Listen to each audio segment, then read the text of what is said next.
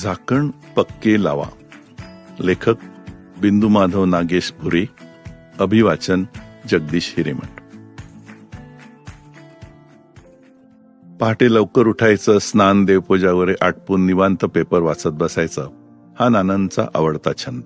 या दरम्यान पुन्हा एकदा मिळणारा घोटभर चहा म्हणजे सुख या शब्दाची व्याख्या नव्याने उलगडून सांगणारा असायचा. नानांची ही रोजची दिनचर्या. पेपर वाचून झाला की तो व्यवस्थित घडी करून जागेवर ठेवत नाना मग रेडिओ लावायचे. सकाळी 7च्या बातम्या कानावर पडायलाच हव्यात, त्याशिवाय दिवस सुरू झाल्यासारखं नानांना वाटत नसावं.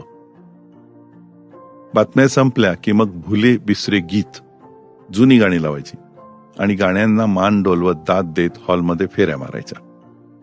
नाना मध्येच एखादी चक्कर आतल्या खोलीत मारायचे आणि दिनू ए दिनू असा आवाज द्यायचे. नानांच्या आवाजातल्या मृदू स्वरांचा अंदाज घेत मग दिनू कूस बदलून परत लोळत पडायचा.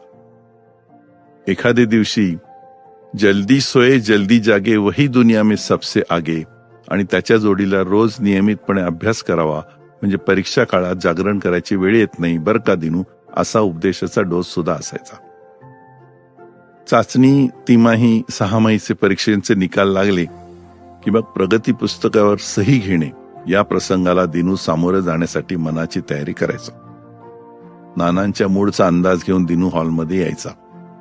प्रगती पुस्तक दोन्ही हातांनी मागे धरलेले असायचं आणि दबकत तो नानांच्या पुढ्यात येऊन उभा राहायचा. नाना. दिनूचा खोल गेलेल्या आवाजातली हाक ऐकून नाना पुस्तकातील पानात आपले बोट खुपसत पुस्तक बंद करायचे आणि मान वर करत दिनूकडे पाहायचे. नानांच्या नजरेला नजर न मिळवता दिनू मग 2 पावले पुढे यायचा आणि मागे धरलेलं प्रगती पुस्तक नानांपुढे धरत सही असं म्हणायचं. एरवी शांत असणाऱ्या नानांच्या चेहऱ्यावरील बदलते भाव दिनूच्या तिरक्या नजरेने अलगट टिपलेले असायचे. मन घट्ट करून दिनू फायरिंग ऐकायला तयार व्हायचा. प्रत्येक विषयात पडलेल्या मार्कांची चीरफाड करता करता नानांचा आवाज चढायला लागायचा आणि शेवटी मग नानांचा सूर अगदी टिपेला लागायचा.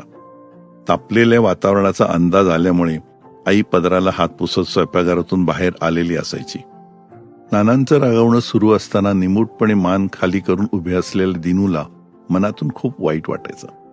टाइमपास करत वाया घालवला वेळ, मित्रांसोबत खेळणं म्हणा किंवा चकाट्या पिढ्यात बसलेले प्रसंग सगळे समोर यायचे. आईच्या चेहऱ्या आणि डोळ्यातले भाव पुरे आता असं काहीसे सांगत असावेत. नानांचा आवाज आता पुन्हा मूळ पट्टीवर आलेला असतो. काय मग पुन्हा पुन्हा या चुका होणार नाहीत ना, वडिलांचा प्रश्न आणि सूर थोडा निवळलेला. दिन्याची मान खालीच. अरे काय विचारतायत ते, निदान हो तरी म्हण इति आई. दिनू मग मान डोलवायचा. पश्चाताप झालेला दिन्या मग निश्चय करायचा आणि तडक अभ्यासाला बसायचा. आई रोज काही ना काही कारण काढून खोलीत यायची, काहीतरी शोधल्यासारखं करायची आणि निघून जायची. दिनू अभ्यासच करतोय ना ही चाचपणी असायची ती. 2-4 दिवस दिनूचा अभ्यास बरा व्हायचा. तापलेला तवा हळूहळू गार होत जातो. नानांनी केलेल्या उपदेशाचा कानावर पडणारा आवाज एव्हाना क्षीण होत चाललेला असतो. संध्याकाळ झाली की वाड्यातल्या चौकात क्रिकेट सुरू व्हायचं आणि दिनूच्या मनातली चलबिचलही. मात्र खेळायला जाऊ का असं विचारायचं काही डेअरिंग नसायचं. दिवस पुढे सरकतात तसं दिनूच्या कानात बाबांनी रागवलेल्या ओरडलेल्या आवाजाचं एको घुमणं थांबलेलं असतं आणि आता कानावर पडणारे मित्रांचे हाकारे अधिक ठळक होत चाललेले असतात. शेवटी एक दिवस मनाचा हिया करून दिनू आईला विचारतोच.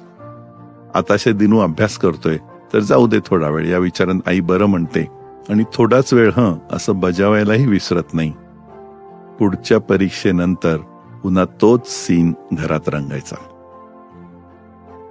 आज प्रथमेशचं रिपोर्ट कार्ड डोळ्याखाडून घालताना दिनूला आपल्या लहानपणीचे सगळे प्रसंग आठवत होते. नानांच्या रागवण्यानंतर आईचा सूर म्हणजे जखमेवर घातलेली फुंकर वाटायची. आई बरोबर झालेला संवाद दिनूला आजही आठवत असतो. आई एकदा म्हणाली, दिनू, नाना तुला अभ्यासावरून नेहमी बोलतात, त्याचा तुला राग येत असेल ना? दिनूची अवस्था द्विधा. हो म्हणू की नाही म्हणू. नाना रागवत असतात तेव्हा थोडा राग येतो, अपमान झाल्यासारखं वाटतं, पण नंतर ते बोललं तेच बरोबर होत असं पटतं. दिनू आईशी संवाद साधत असतो. अरे ते रागावतात ते बरोबर आहे, हे नंतर तुला समजतं ना. त्याचा अर्थ काय? तर दिनू, तुला तुझ्या कृत्याचा त्यावेळेला पश्चाताप झालेला असतो. दिनू मानेनच हो म्हणतो. नानांचा नीटनेटकेपणा, शिस्त, एखाद्या गोष्टीतील सातत्य, चिकाटी याचं वर्णन मग आई वेगळ्या वेगळ्या प्रसंगाचे दाखले देत करायची.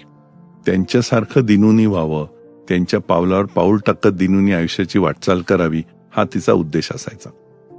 दिनू, तुझा प्रॉब्लेम काय आहे सांगू? तुला जे वाईट वाटतं, तुला जो पश्चाताप होतो ना, त्याचा परिणाम फार काळ टिकत नाही. अरे आपल्या मनाला सतत टोचणी होत राहायला हवी. तू एक काम कर, एका कागदावर तुझे सगळ्या परीक्षेतले मार्क लिहून काढ. त्यांच्या समोर पुढच्या परीक्षेत किती मार्क मिळवायचे ते पण लिही. तो कागद भिंतीवर चिकटून ठेव.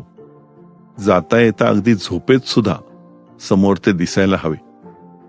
त्यामुळे ना तुला नानांचं रागवणं आठवत राहील. मनाच्या एका कप्प्यात त्यांचं म्हणणं, त्यांचा आवाज बंद करून दार घट्ट बंद कर.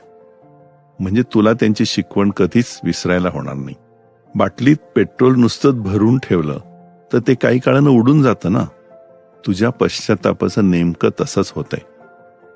नानांच्या रागवण्याचा उद्देश आणि आईच्या समजावण्याचा सूर याच्या मागला हेतू एकच असायचा. पण दिनूच्या चंचल मनाची स्थिती म्हणजे I know the right but follow the wrong अशी असायची. असं म्हणतात की एखादं वाक्य माणसाचं पूर्ण आयुष्य बदलून टाकायला पुरेसं असतं. दिनू, एक लक्षात ठेव, जसं पेट्रोल उडून जाऊ नये म्हणून बाटलीचं झाकण पक्क बंद करायला हवं ना, तसं तो होणारा पश्चाताप मनाच्या कप्प्यात बंद करून ठेव आणि त्याचं दार पक्क बंद कर. आई दिनूच्या डोक्यावरून हात फिरवत किचनमध्ये निघून गेलेली असते. आईच्या या उपदेशाची मात्रा बरोबर लागू पडली. त्या 2 वाक्याने दिनूचं उभं आयुष्य बदलून टाकलं.